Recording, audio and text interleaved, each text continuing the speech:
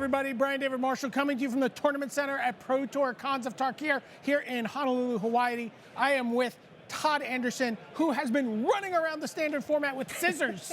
Didn't your parents ever warn you not to run with scissors, Todd Anderson? Yeah, I wasn't really arts and crafts kind of guy, so.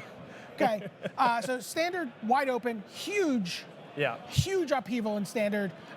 Randy Buehler said probably the biggest rotation he can ever remember in this format. Yeah, I mean, I think there are a lot of very new, powerful cards coming out of Cons of Tarkir, and with all of the Return to Ravnica stuff leaving, there's a big gap to fill, and I think the Cons filled the gap pretty well. But you chose perhaps not a wedge strategy here. Let's take a look at some of the cards in the deck that you're starting out with. Yeah, this is not the deck tech I wanted. This is not the time. It is the deck tech you deserve. Yeah.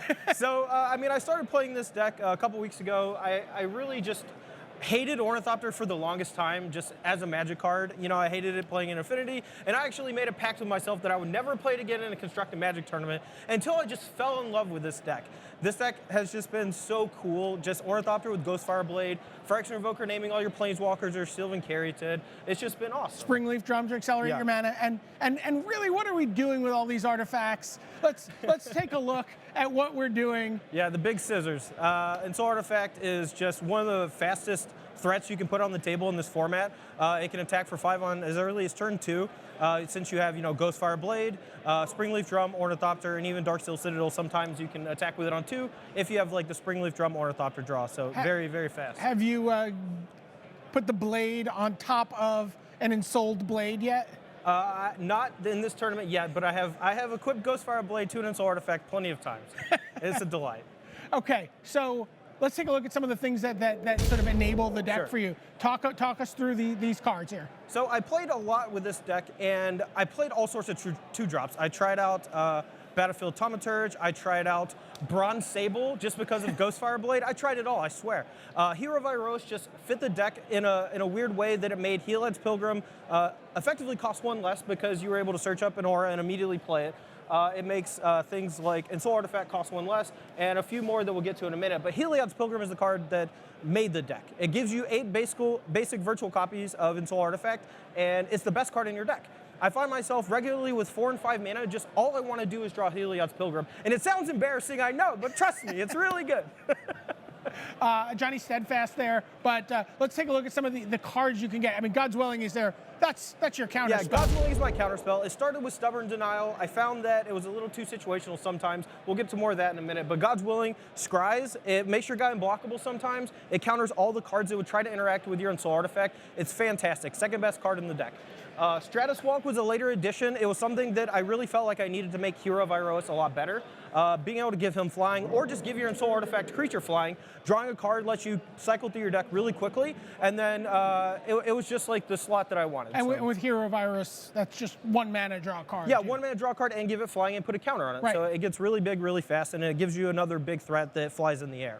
And then a couple of Silver Bullets. Yeah, Silver Bullet. Spectral Ward is, we're calling that one the green one. That's the green bullet, because green decks, they put up all these blockers, they amass this board that you can't sometimes bust through if you don't have an Ornithopter. And being able to search up a Spectral Ward to just break through with your 5/5 turning into a 7/7, and it doesn't make the Ensoul Artifact fall off, because that's what it says on the card. This effect doesn't remove auras, which is pretty sweet. The Singing Bell Strike, what's that there for? So it's a 2-mana removal spell for the most part. It's something to tutor up if you're getting raced by a giant flyer. Get it out of the way. Yeah, it can, I was playing 3 at one point until I started playing more Stratus Walks, but I don't really like my opponents to attack me while I'm attacking them, so not a whole lot to that. Okay, so let's keep going. Take a look at the land. 4 Darksteel Citadels. Yeah, best card. That's best also land. A 5/5 for you a lot of the time. Yeah, I mean, being indestructible is pretty huge against, like Hero's Downfall and things like that. Unfortunately, things like Abzan Charm do exile it, so it's not as good as it could be, but it's still great.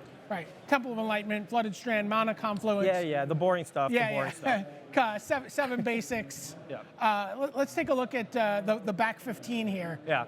So the sideboard is pretty interesting because I wanted to have this plan against red decks, because I felt like red decks were the one deck that could really outpace me as far as being aggressive is concerned. And Master of Waves just brick walls their entire strategy. And with Springleaf Drum, I can play it as early as turn 3. Right. Now, I'm not always going to make more than 1 elemental off of it, but he makes a guy that also blocks and he has protection from red, and they can't really do a whole lot about it. Yeah, when you were playing with the blue devotion decks against the red decks, you actually almost didn't care about the tokens, Yes. right? It was just like Master of Waves is here, and there's nothing you can do about it. Brick wall, baby. Yeah.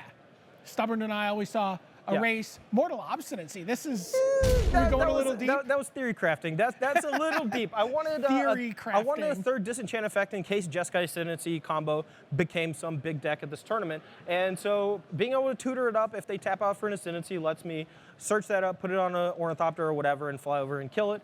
I don't know if it's good. That one was a last minute addition. I'll give you that one. We're speculating on Yeah. Mortal Obstinacy. The Ardu of Heliod, mostly for matchups where you're going to get in racing situation. It almost always targets Hero of Iroha simply because it gets the trigger faster. Right. But sometimes you just need to gain 10 life, and it's better than a 5/5 sometimes in a lot of situations. Well, what's the most important thing people who might want to go build this deck and play it on Magic Online need to know about, running around with scissors?